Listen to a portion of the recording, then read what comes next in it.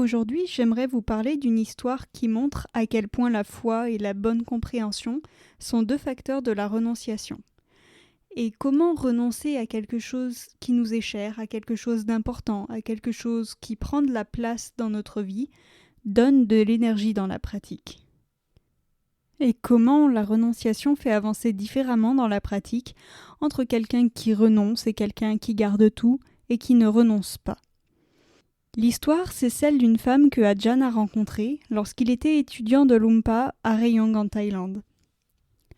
Cette femme était propriétaire d'un hôtel proche de l'endroit où Lumpa faisait ses enseignements. Et elle était étudiante seulement depuis 10 jours, mais pendant 10 jours, elle est venue tous les jours. Ainsi, Lumpa posait des questions et un jour il posa une question que personne ne savait répondre.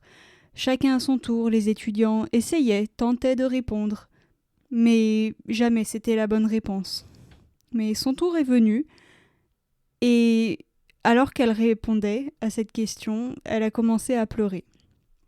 À ce moment-là, Lumpa a demandé à tout le monde de sortir dehors, sauf Ajahn et une autre étudiante, qui était autorisée à rester. Il a alors demandé à la femme qu'est-ce qu'elle avait vu. Parce que la réponse qu'elle avait donnée, en pleurant, était la réponse correcte. Elle a alors expliqué qu'elle était propriétaire de 4 paquebots de pêche et d'un verger de mangue. Et ainsi, plusieurs fois par jour, les bateaux revenaient chargés de poissons pour les vendre au marché. Et plusieurs fois par an, elle répandait des pesticides sur ses manguiers pour rendre les mangues vendables. Mais durant ces 10 jours, Lumpa a pu faire un enseignement sur les 5 préceptes, et particulièrement sur celui de ne pas tuer. Elle a alors vraiment compris ce que ça voulait dire, que ces bateaux de pêche amenaient la mort avec eux en allant pêcher les poissons, et que les pesticides tuaient tous les insectes présents dans le verger. Elle a alors abandonné ces 2 moyens de subsistance, les bateaux et les pesticides. C'était sa source de revenus, sa source de sécurité, et son statut aussi, qui lui donnait une notoriété et du respect. Elle a eu une telle confiance dans l'enseignement et dans Lumpa pour en arriver à cette renonciation. Elle n'a donc pas juste écouté l'enseignement, elle l'a entièrement suivi. Elle a aussi vu en elle quel était son plus gros défaut. À ce moment-là, elle a vu que c'était la colère.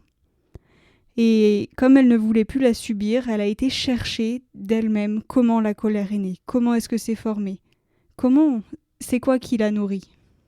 Elle a utilisé une technique de lever la main en l'air le plus haut possible et de garder la position. Alors, en gardant cette position, le bras tendu, c'est inconfortable. Les muscles commencent à chauffer, à trembler.